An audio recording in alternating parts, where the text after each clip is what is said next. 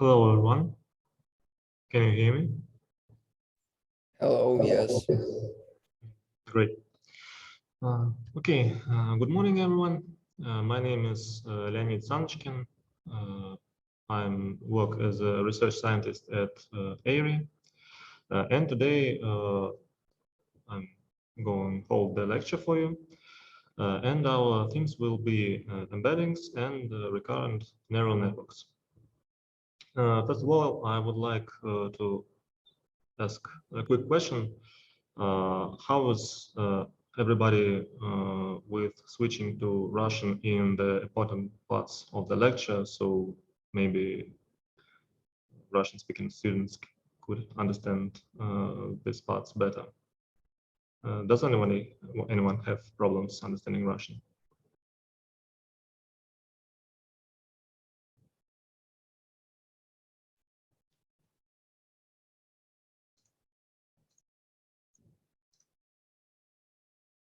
Okay, I'll take it as a yes. So let's move on to our topics.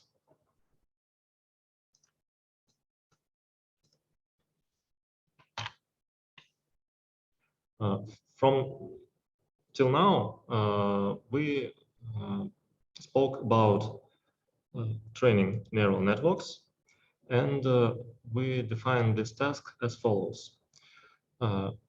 We inputted some information, for example, some tabular data or images encoded in some format, and trained layers of neural networks, and looked at the output of the final layer, which can be one neuron if we deal with regression task, or for example, 5 neurons if we deal with classification task, and then we provide it with a softmax function to compute the probability distribution for the classes. But now let's take a look at things that happens inside the layers, hidden layers of neural networks. You know that they are presented as parameters like weights and biases. And for each hidden layer of neural network, you can think of it as a mapping of your inputs to some space, right? So this kind of mappings are usually called embeddings, and can be very useful for some of the tests. For example, what you can see on the picture is the projection with UMAP dimensional reduction algorithm of NIST dataset, which has samples of different numbers, digits, excuse me, from 0 to 9. And you see that even in three-dimensional space, some these digits are can be well distinguished one from each other. So this can give us some very useful properties.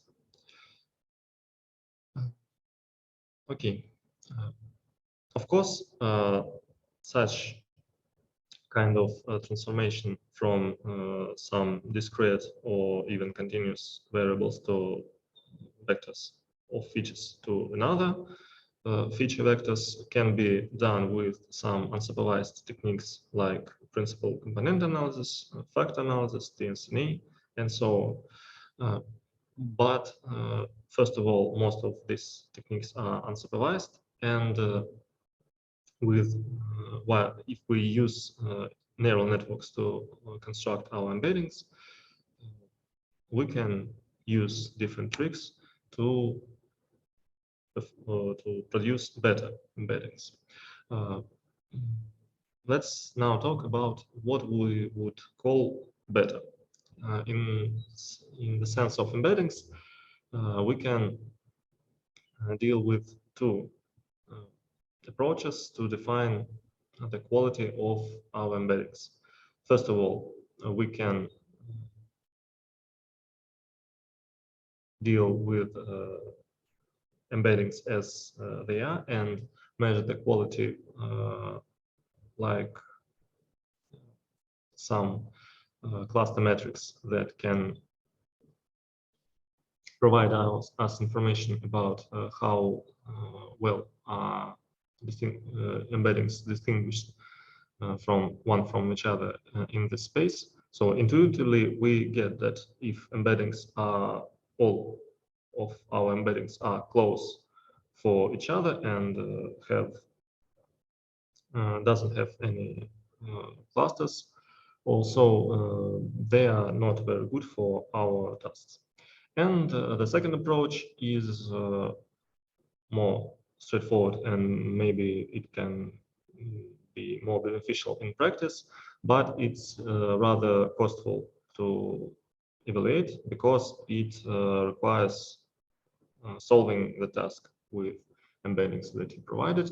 And if the task is solved good, with good quality, so you can tell that embeddings are not so bad at least, and maybe even can be considered good. Okay. Or from now on, do you have any questions about what we've just talked?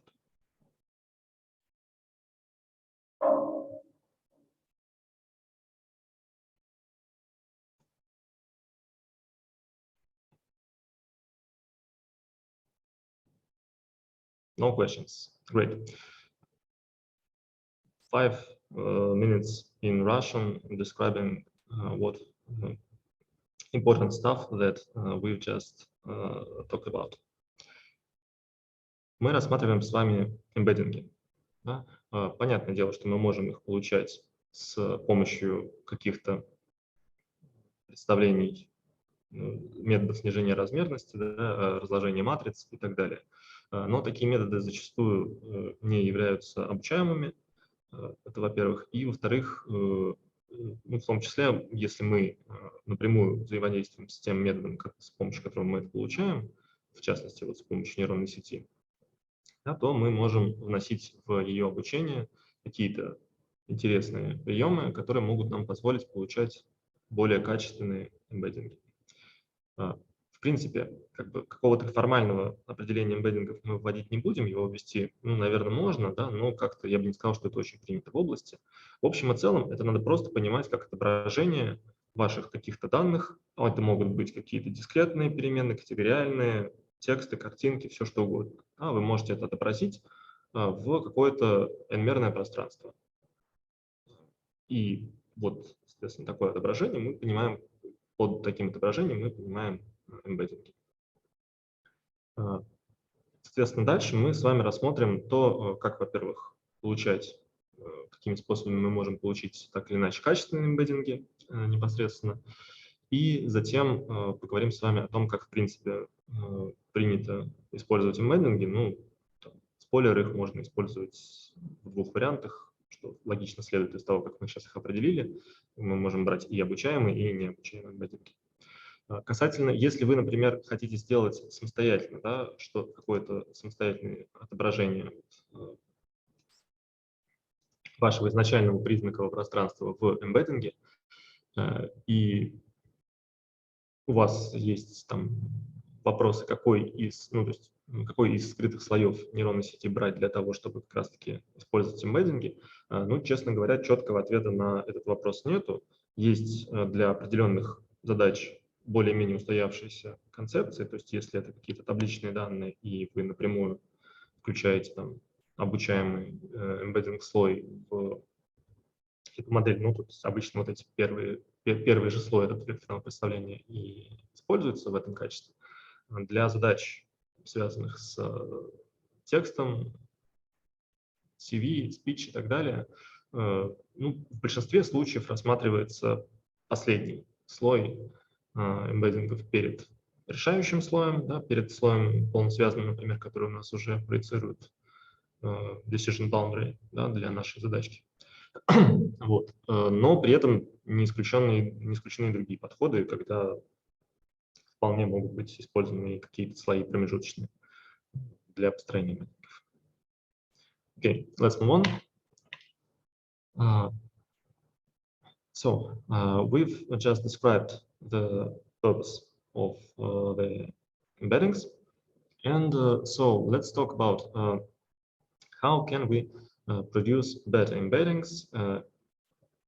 In the main purpose of this would be to distinguish the samples of the data which has different labels for it. And let's first look at visualization of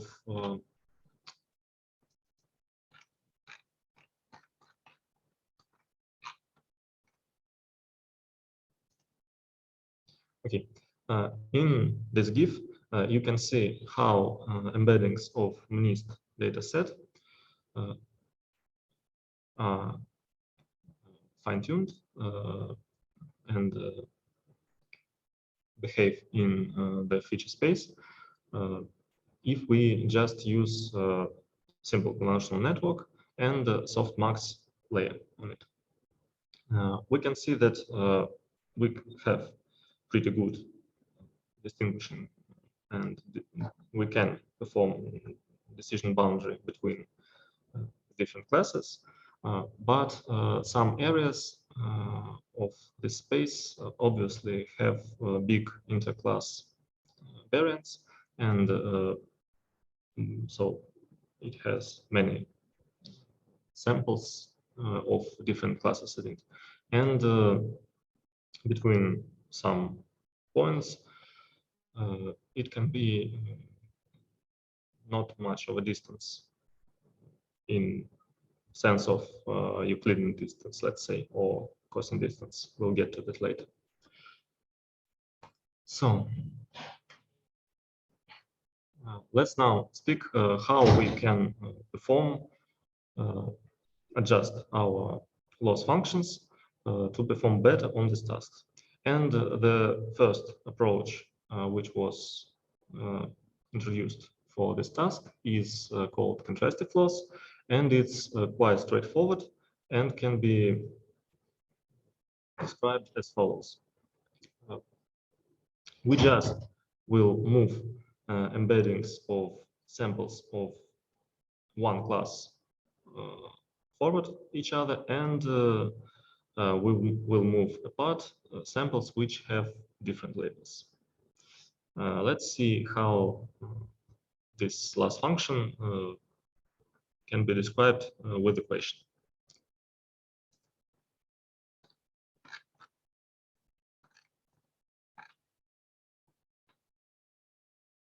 This is an equation of a contrastive loss function. It obviously has some disadvantages, but this was the first method of this task, and it performed a bit better than just using softmax function as it is. And the next method that we'll talk is triplet loss. It's a very common practice for these tasks, even if now metric learning has grown a bit deeper, and state-of-the-art method usually. I wouldn't say that triplet loss is a state-of-the-art method, but it is still widely used, and I'm sure you deal with it or have dealt with it already, or will deal when you will deal with some tasks like metering learning. So, what is the main idea of triplet loss? The main idea is to consider three samples while learning: the anchor sample, negative sample, and positive sample. And obviously, negative sample is some sample that has different class from our anchor, and positive is the sample that has the same class. And our goal is to move anchor embeddings of anchor closer to positive sample and farther away from negative sample. And this is usually done with this equation. Don't forget that we must have, have some hyperparameter called margin. Without it, triplet loss can be malfunctions. Okay, and there were big bunch of papers that described some methods to improve triplet loss. Briefly, introduction and visualization of them could be viewed in this slide. We won't speak about them in details, but you are free to experiment with them in your task. The main that you should know that the overall idea of this methods is still the same as in contrastive and triplet loss.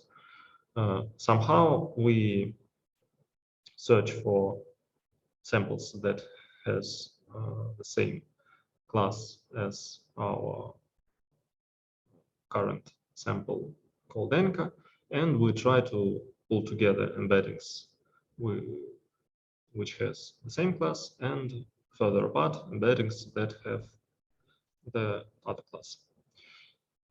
Maybe now you can ask me a question: how this process usually affects the overall training and the quality of the task that we are solving. For example, can we solve the classification problem in NIST or CIFAR data set using triplet loss, or and would be result better instead of using softmax loss? This is a kind of trick question.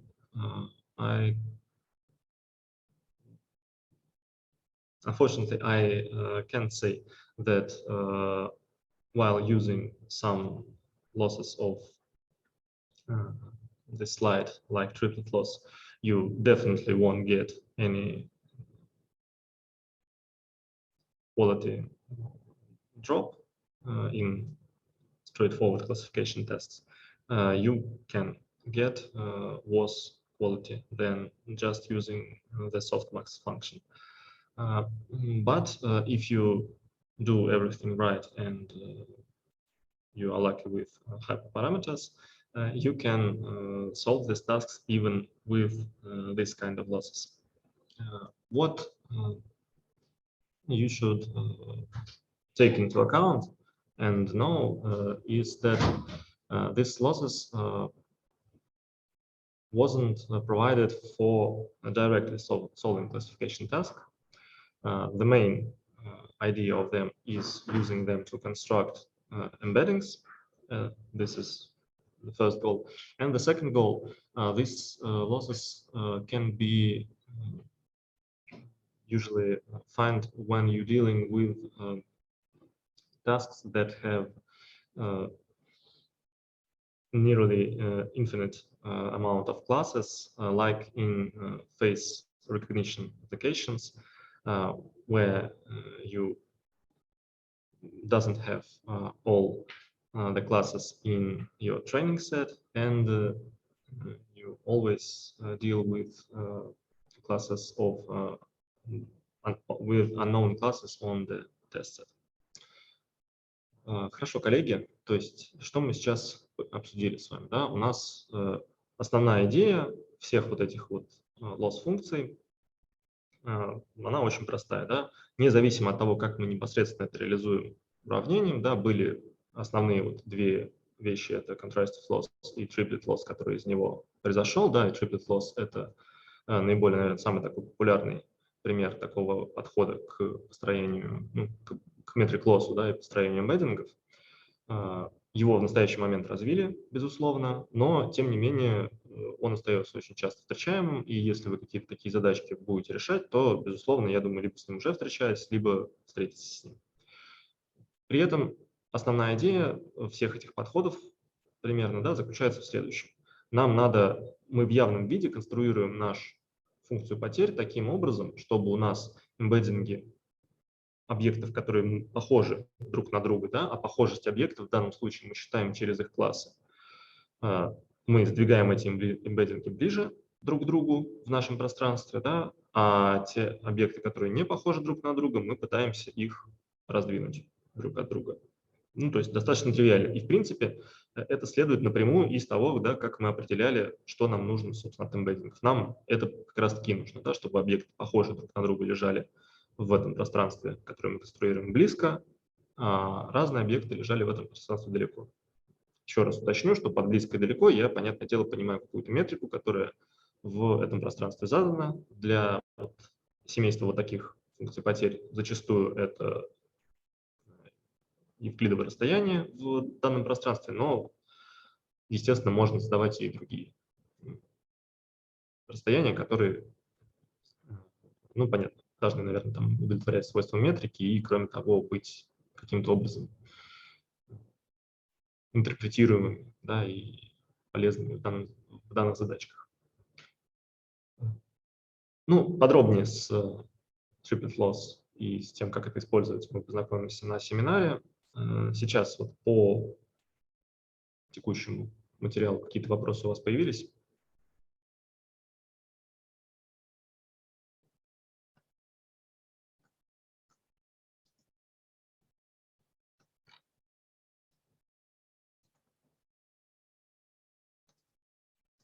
Ну, я надеюсь, вы по-прежнему со мной, коллеги, Zoom не отвалится у нас. Хорошо. Давайте двигаться дальше. And now we'll see how can we escape the method of triplet and contrastive loss. How else can we deal with this approach? And let's take a look at center loss. What is the main idea of this method? Of course, it's still quite similar to the things that we've reviewed previously, but we don't distinguish the positive and negative samples. And here we try to form, I would say, like in cluster analysis, we just try to move embeddings of the same class towards their centroid. And this can be done with this term added to softmax loss function. And in this GIFs, you can see again how embeddings are tuned on NIST dataset when we use only softmax function and when we use center loss. As you can see, with center loss, we have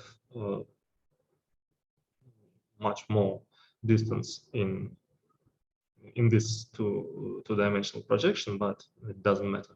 We have more shaped clusters. And to further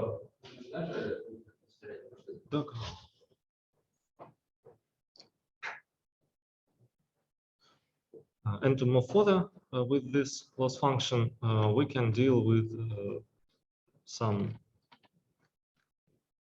different ideas, which basically mapping from our original embedding space to some hypersphere space, and deal with and start to move.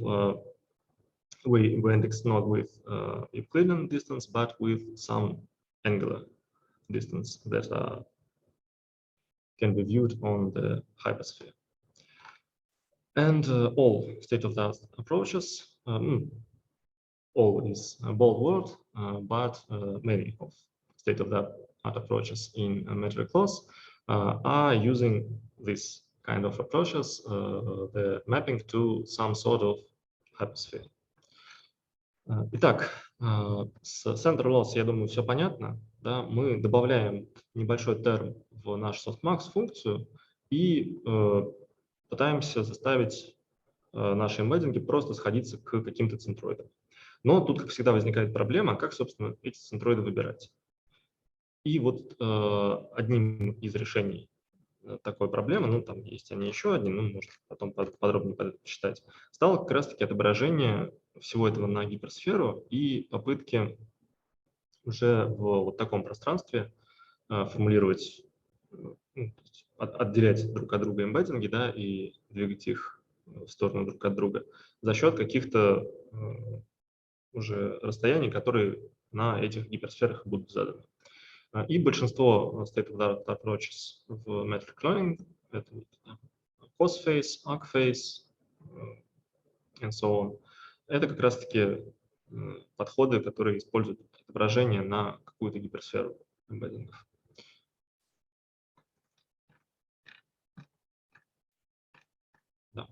Да. И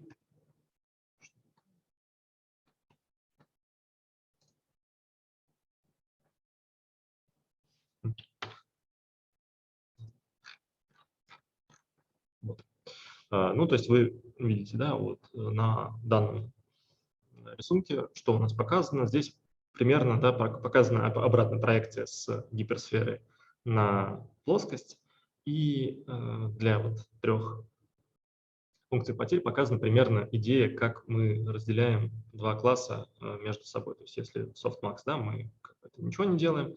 Для sphere-face мы пытаемся их разделить таким образом. Для cos-face мы вводим вот такого рода нелинейности. Arc-face то же самое, что cos-face, но вместо этих нелинейностей у нас с точки зрения этого отображения получаются прямые линии. Но идея здесь по-прежнему, она все равно похожа, и она также похожа на то, что мы использовали в triplet loss. В чем большое отличие вот этих методов, которые связаны с таким разнесением эмбеддингов в пространстве напрямую от методов, которые основаны на triplet loss? Основное отличие в том, что для методов с triplet loss нам нужна, ну, я бы не сказал, что это особая архитектура нейронной сети, но тем не менее можно сказать, что это такой особый вид обучения нейронных сетей, как Siemens Networks. Это, ну, то есть это просто всего лишь небольшое дополнение, да, которое позволяет нам подавать вот несколько сэмплов за раз, да, и отслеживать расстояние между ними. Ну, понятно, что мы и так несколько сэмплов за раз подаем, учитывая, что мы на бачах тренируемся, да. Но вот здесь нам важно знать, что конкретно вот какие сэмплы, да, с какими мы сравниваем, и находить расстояние между ними. Когда мы обучаем вещи типа arc-face и sphere-face, нам вот это делать не надо. То есть здесь вы можете прям в явном виде, просто как у вас был пайплайн с вашей сетью, ничего не меняя, поменять функцию потерь соответствующим образом и обучать. Это все будет, соответственно, развлекать ваши эмбеддинги.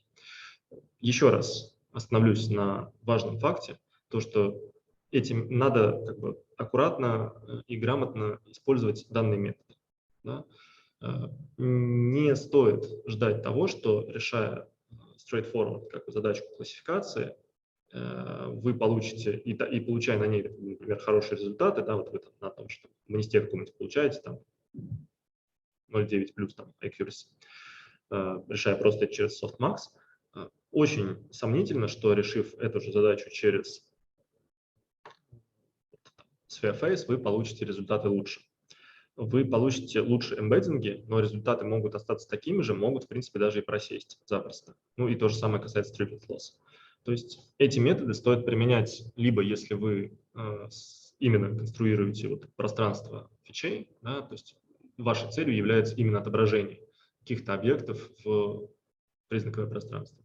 Либо если вы решаете вот специфичные задачи, типа face recognition и тому подобное, где у вас все равно зачастую основным является вот не этот решающий классифицирующий слой, потому что, скорее всего, вы все равно его отбросите и не сможете использовать просто из-за того, что он у вас имеет меньшую размерность, чем должен бы был. А основным является именно качество самих векторных представлений. Хорошо. Давайте теперь посмотрим какие-то практические, ну, не то, что посмотрим, да, но немного поговорим о каких-то практических задачках, которые хорошо решаются с помощью данных подходов, и нам здесь очень поможет Kaggle, потому что на примере вот такого рода задач там часто достаточно встречаются так или иначе задачки, именно связанные на построении эмбеддингов. Ну и кому интересно, по-моему, даже вот сейчас идет какой-то там челлендж тоже от Google по построению Universal Image Embeddings, то есть вот там примерно вот это и надо сделать, то есть надо построить эмбеддинги, которые бы обладали наибольшим качеством, то есть, с той точки зрения, которую там Google считает за качество. Окей. And for tasks. First of all, let's see this task of whale classification. So you have in this task, you have some photos of whales, which obviously can be done very good. And the idea was to determine on which photos present which photos are of the same whale and which photos are of the different whales. And obviously, because you have a big number of different classes in this challenge, and I don't think that it was strictly maintained that you won't see in the test set classes that weren't present in the training set. So the obvious way to solve this task is to compute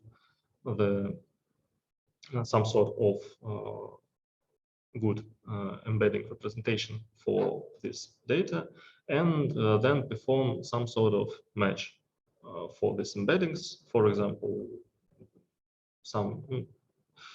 you even can perform the k-means clusterization for this task, and I'm sure you get quite good results for it. Obviously, the top teams have done something more fancy, but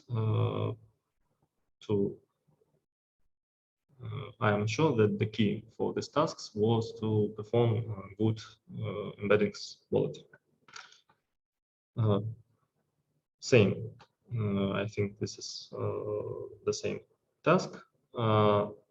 Mathematically speaking, yes, we have photos of many different landmarks, and the obvious way to solve this task is to perform the quality embeddings for these samples.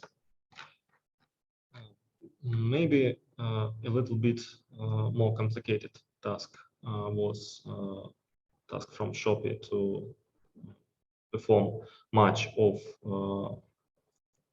the online retailers databases, and this data set was consist both of images and text annotations for these images.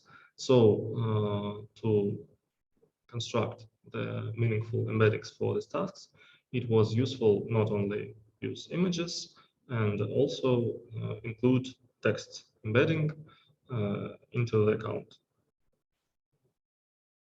Okay, and by the way, for texts or speech or any kind of data, we can use just the same methods as we described earlier. So it usually doesn't matter.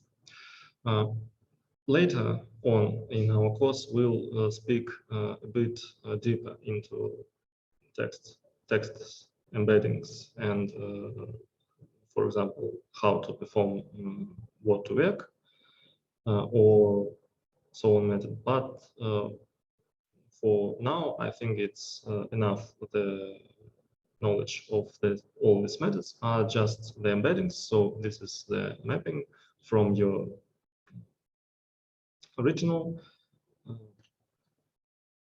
set of features to some other set of features, which can have some properties like a good margin between embeddings of different types. Хорошо. В завершении темы эмбеддингов, да, еще раз остановлюсь на том, что мы сейчас рассматривали это как бы с точки зрения изображений, да, и в основном вот все примеры, которые я приводил, да, и про face recognition задачки, и вот 3 задачи, которые мы сейчас здесь рассмотрели, все они, безусловно, связаны с изображениями, и действительно все, что касается там metric learning и тому подобное, часто как-то исследуется, да, и показывается для изображений, но при этом это совершенно не обязательно делать. Естественно, все то же самое вы можете делать просто для каких-то категориальных признаков или просто табличных данных, которые, ну, они не обязательно, может быть, да, может быть, у вас есть и вполне себе там, непрерывные данные нормальные, да, вы все равно их можете отобразить в какое-то другое пространство. И, естественно, это все характерно для текстов. По поводу текстов мы, я думаю, что будем более подробно рассматривать методы типа word-to-vec, ну и, в принципе, там, все state-of-the-art методы в NLP, такие как трансформеры, по сути, ну, это как раз-таки является качественным представлением текстов в виде эмбеддинга, да, то есть тот же BERT — это bidirectional embeddings representation from transformer. Да, вот это то, что произвело революцию в NLP. И, по сути, можно сказать, что да, вот основное, то, что подвинуло область NLP там, в последние 5 лет, это как раз-таки вот грамотное построение эмбеддингов.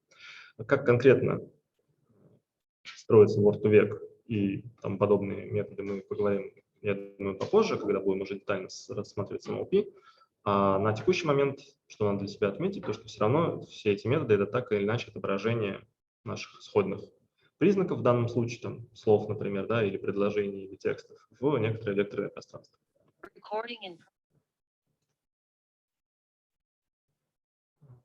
Окей. У кого-то вопросы по текущему материалу есть?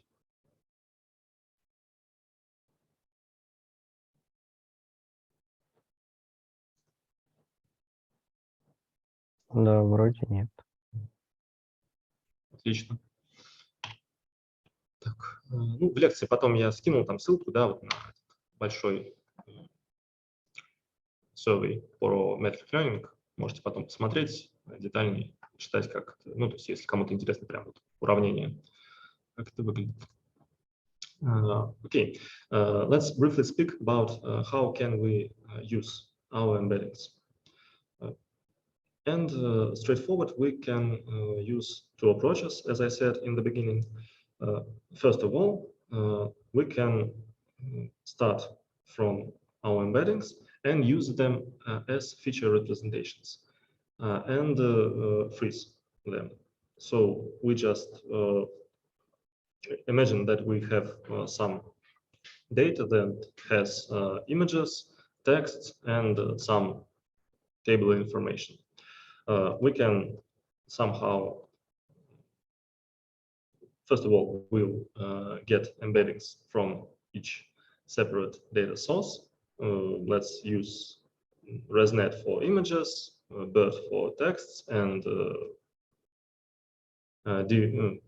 don't use anything, don't perform anything with tabular data. And then we can just, for example, concatenate these vectors or merge them in some clever way.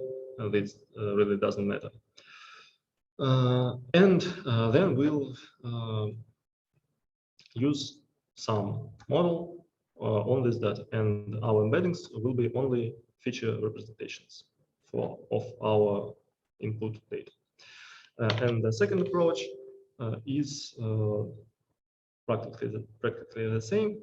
The only difference is that we can further train our pre-trained embeddings during model training. So we don't need to freeze these layers and feature representations, and we allow our gradient descent to adjust parameters of these layers. Which one is better? It's quite hard to say. Depends on the task that you're solving. But as a rule of thumb, it would be quite right to say that you usually don't want to allow your optimization algorithm to destroy embeddings, if you can say that.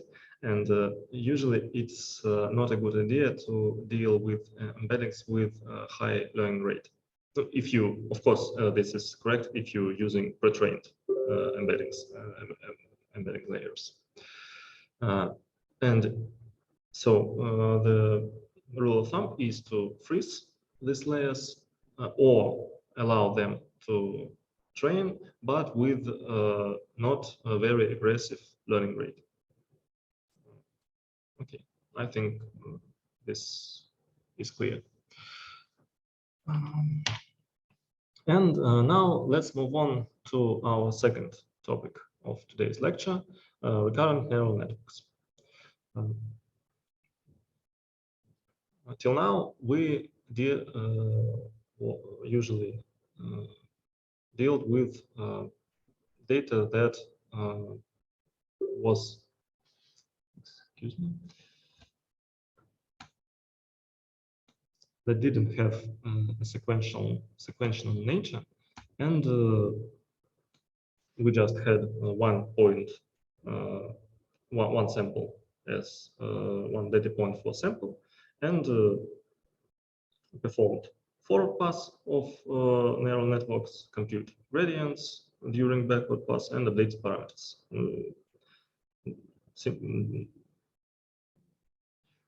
This was the pipeline of our computation. But what if we deal with sequential data like time series or texts? No, I think you can imagine different examples of time series data. But let's, for example, speak of weather, stock markets, and something like that. So if data has sequential nature, it is crucial for us to get the dependencies between different timestamps. So we would like that the value of hidden states, which was computed on timestamp, for example, with number t,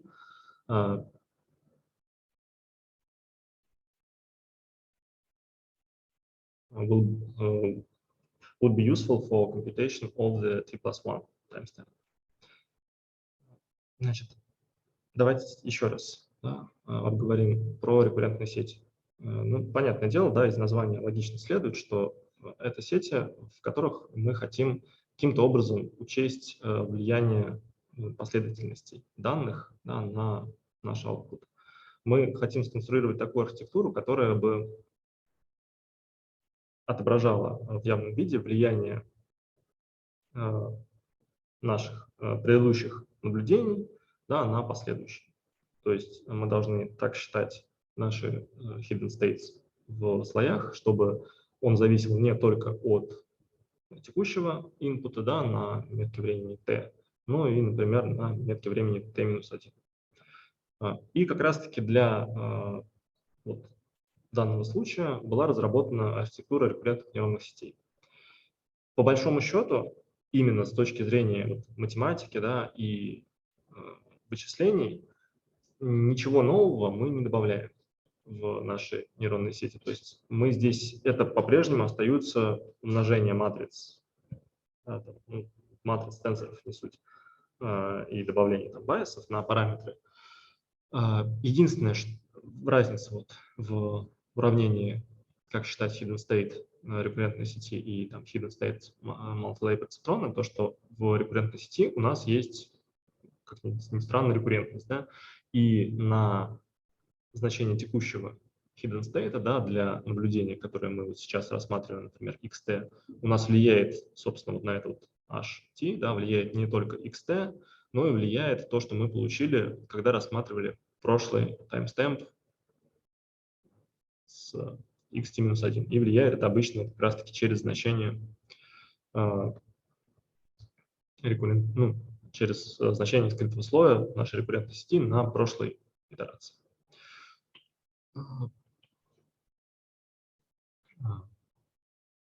You can try to classify recurrent neural networks to usually three types: one-to-many, many-to-one, and many-to-many, just like databases. And what is the main difference? The main difference is how long sequences are awaited for an input and how long sequences we should produce on the output.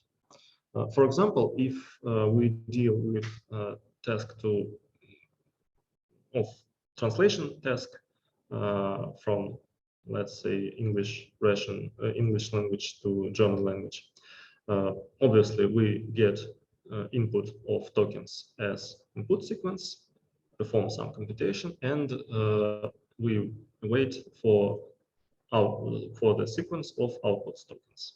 And so this would be sequence to sequence or many-to-many recurrent neural network. But if we want to just classify the texts with recurrent neural network, we don't need to produce the sequential output for classification task,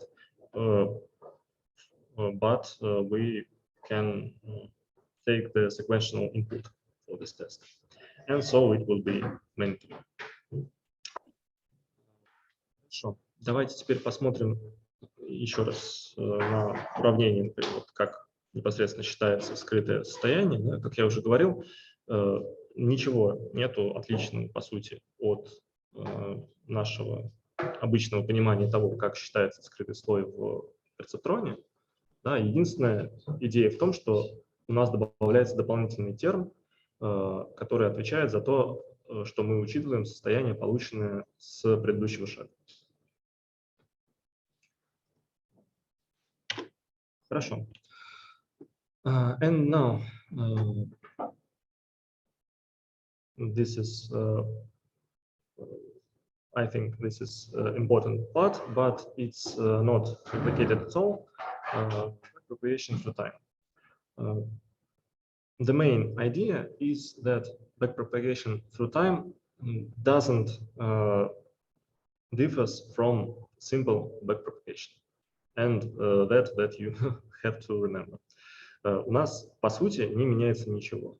Вот то, что здесь представлено на слайде, да, это вот то, что обычно называют там unroll of recurrent neural network. То есть просто мы представляем ее так же, как и как обычную сеть, но вот с раскручиванием вот этих вот зависимостей. Просто у нас удлиняется последовательность, по которой удлиняется сильно chain rule, по которому мы считаем обновление для наших параметров. Ну и все. То есть вот backpropagation through time — это просто интересное, да, и красивое название для того, что происходит в рекуррентной сети, но кроме того, что здесь происходит такой же backpropagation с задействованием chain rule, ничего не меняется. При этом, что может быть важно? Важно может быть то, что на самом деле мы, если будем разворачивать эту цепочку всю целиком всегда, да, и у нас достаточно глубокая сеть, то, во-первых, это долго и дорого считать, а во-вторых, мы в рекуррентных сетях еще больше, чем в сетях других типов, упираемся в проблемы vanishing and exploding gradients. Ну, на самом деле это достаточно просто следует из того, да, что мы гораздо больше эту цепочку разворачиваем, да, поэтому для нас гораздо проще получить значения градиентов, которые будут неадекватны для текущей оптимизационной задачи. Поэтому при обучении рекуррентных сетей, ну, во-первых, надо делать обязательно градиент-клиппинг, как мы отчасти с вами рассматривали при обучении конволюционных сетей в прошлый раз, но здесь это еще более crucial. Вот. И при этом, ну, с vanishing gradients тоже надо бороться, но с этим бороться как бы чуть сложнее. И обычно это делается с использованием либо других архитектур, либо каких-то модификаций RNN. Ну, или качественный подбор гибрид-параметров. При этом, ну, еще такие две простые техники, которые могут применяться, и зачастую в современных фреймворках, как бы о них, естественно, вам не надо заботиться, но они есть как бы там по умолчанию, но то, что надо иметь в виду, то, что зачастую вот это полное развертывание графа вычислений, да, не производится, и вы на самом деле рассматриваете какой-то truncated случай backpropagation through time, для которого обрезаются либо каким-то случайным образом, либо каким-то заданным образом, но так или иначе обрезаются обычно первые элементы, ну, то есть, короче, до какого-то элемента последовательности вы просто не разворачиваете дальше и на этом останавливаетесь. У вас получается такая аппроксимация истинных значений градиентов. Как показывает практика, это, ну, более-менее работает нормально, но зато проще помогает бороться с проблемами vanishing and exploding gradients, но при этом, естественно, не позволяет рекуррентной сети каким-то образом нормально оперировать, ну, учитывать все зависимости. При этом, я думаю, еще также и понятно, что, в принципе, вот в таком случае, да, если у нас большое число таймстемпов, то очень сильно у нас будет размываться, скорее всего, да, ну, такой логичный guess, влияние первых элементов последовательности, да, на наших вот. То есть мы всегда, на самом деле, все равно так или иначе вот за счет такой вот архитектуры именно Vanilla RNN, да, мы так или иначе неосознанно, но отдаем приоритет последним элементам последовательности, ну, последним для текущего, да, то есть в том ключе я говорю, что на элемент последовательности и, ну, скорее всего, будет большее влияние оказывать и минус первый, и, там, и минус второй, и минус третий, чем первый, если это и, там, например, больше 100. Например. Вот. Ну, соответственно, идея такая. Main points of recurrent neural networks. They deal with sequential data. They can bring to the problems of vanishing and exploding gradients. So while training recurrent neural networks, be very careful with hyperparameters. And recurrent neural networks are quite slow, both on training and inference. and the original architecture of a recurrent neural network usually cannot cannot catch the long-term dependencies. For example, the dependency of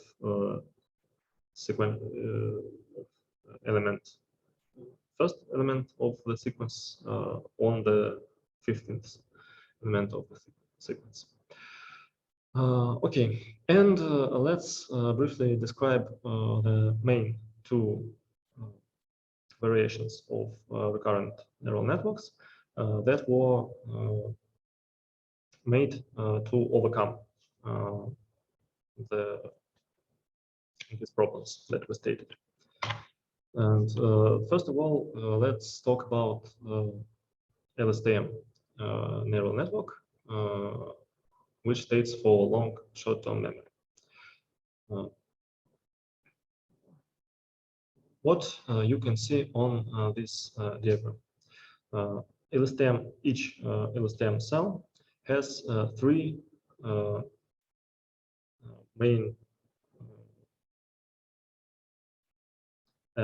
abstracts, which are called gates. This don't get confused with this notation. It originally just was in this paper, which is quite old. I think it's the 1990s something. And these are just Fale connection layers with softmax, but they have their own meaning in LSTM. First of all, forget gate. Intuitively, we can say that this is the gate which will describe how much information from the previous that was previously stored in this cell we need to forget and so we need to use during computation of the next hidden state. Input gates determines the amount of information that we get from our current element of the sequence, and output gate determines the amount of information that we get from current computation to the next hidden state. Таким образом, да, в LSTM такая, она достаточно запутанная архитектура, но надо понимать, что у нас есть здесь вот эти абстракции, которые называются гейтами. При этом это ничего более чем просто у нас обычный линейный слой, да, с сигмоидой, чтобы все наши инпуты отображать в 0,1. Да, и как раз-таки вот эти вот отображения в 0,1 нам и говорит о том, какой процент, да, условно говоря, информации мы сохраняем так или иначе в текущем, ну, да, при текущем прогоне.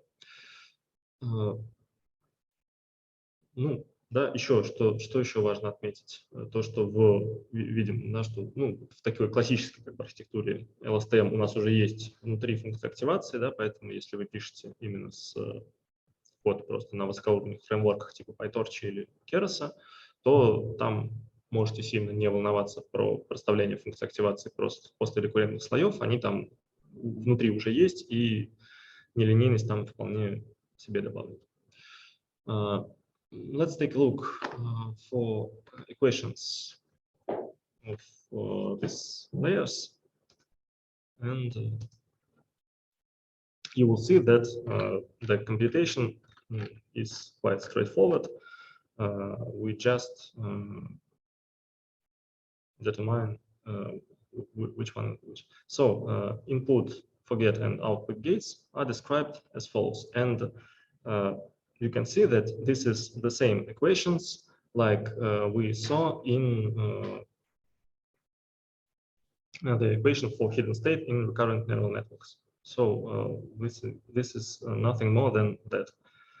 And further, we just concatenate with element-wise operations our internal state with these gates and determine how much amount of information from every gate will pass to the next hidden state. That's all. Okay, and another popular architecture for recurrent neural network called gated recurrent units. This architecture appeared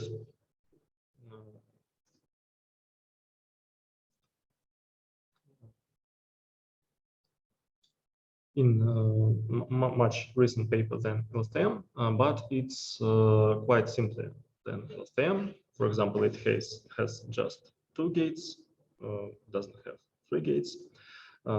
But in practice, it's usually hard to say which you should use, LSTM or GRU. And usually for some sort of competition or benchmark tasks, usually LSTM neural networks used till now, even that they are older than gated recurrent units. But if you try to perform the benchmarking of both these methods, you'll see that they are quite similar to each other and doesn't have any significant advantages over each other. So in gated recurrent unit, we have reset gate and update gate. Reset gate usually tells us which amount of information from the current cell we should reset, and update gate tells amount of information that we'll need to update from this cell, and then we concatenate them and we get the output hidden states.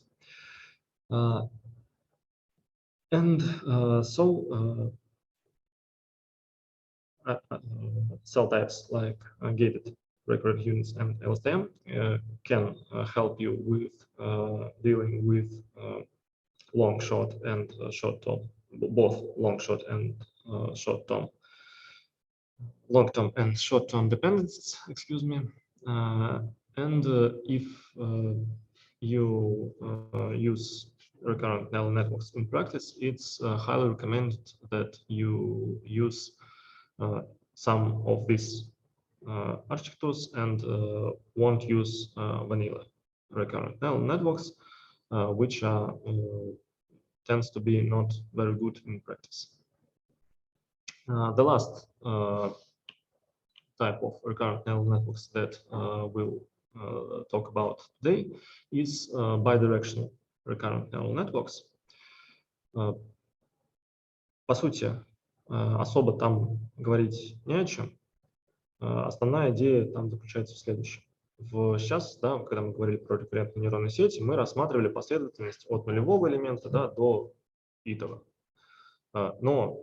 И это логично, да, если мы говорим о какой-то задачке про предсказание временных рядов, да, когда у нас есть только зависимости будущего от прошлого, и когда мы не можем заглядывать в будущее. Да? Но, например, если мы говорим про задачи анализа языка, то очевидным образом у нас есть зависимость слов, которые стоят, ну, да, у нас есть зависимость всего контекста текущего слова на весь контекст, и нам важно не только зависимости, которые были до этого слова, но и зависимости, которые были после этого слова. Единственное, что в плане вот языка здесь важный момент, что bidirectional вообще идеи касательно языка, естественно, ни в коем случае нельзя применять, если вы занимаетесь задачами генерации в языке. То есть это все касательно только задач каких-то связанных с классификацией, токен классификации, чего-то такого. Если вам что-то надо сгенерировать, то, естественно, вы не можете посмотреть в будущее, даже в случае языковых моделей. Ну и, соответственно, таким образом мы просто подаем нашу последовательность, да, рассматриваем в обе стороны. Сначала от нулевого элемента до первого, потом от нулевого элемента там, до итого, да, потом от итого элемента до нулевого. Да, это ведет к увеличению количества наших параметров в сети, но это может стать важным компонентом. Ну, опять-таки, да, мы сегодня уже упомянули DOT, и хоть DOT не является никоим образом рекуррентной сетью, да, но при этом bidirectional слово там есть. Кроме того, bidirectional LSTM и CRF слой на конце до сих пор остается таким достаточно частым бенчмарком в всяких, ну, обычно в research, да, в ablation studies для всяких token classification задачек. Если что касательно самого имплементации во фреймворках, да, зачастую там ничего вам не придется делать. Либо есть у LSTM слоя какое-то поле, где вы указываете то, что да, это bidirectional, как, например, в торче, либо есть у вас дополнительный прям свой отдельный класс, который реализует, например, bidirectional LSTM.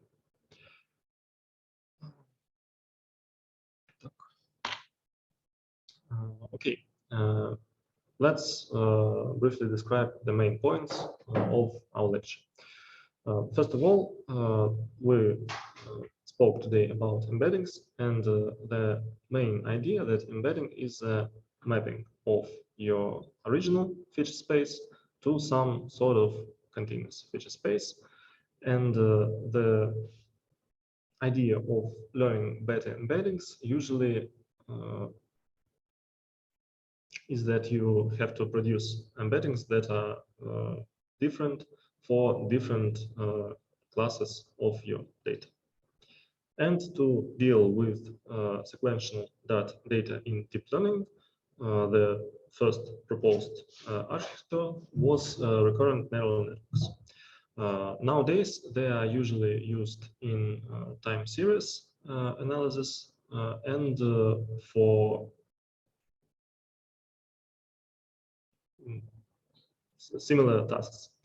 In language processing, today recurrent neural networks are not widely used and can be used for only if there is some significant arguments of not using modern models like transformers. Okay, any questions?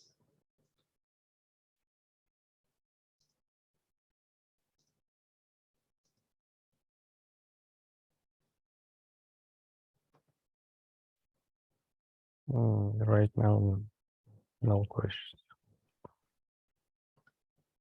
Okay, good to hear. Okay, thank you for your attention. Goodbye. Вопрос, можно? Это один раз, или вы у нас теперь будете лекции вести? Я у вас буду до конца ML2, вот, то есть получается еще 3 лекции. Там дальше посмотрим. Ага, понял. В смысле до конца ML2? Ну, коллеги, это вот давайте сейчас по существу вопрос. Вы же знаете, видите сейчас ситуацию у всех. Да. Я не знаю. Вот сейчас пока давайте ориентироваться на 3 лекции, дальше посмотрим. Все, хорошо. Хорошо, спасибо. Спасибо, до свидания. Спасибо, до свидания.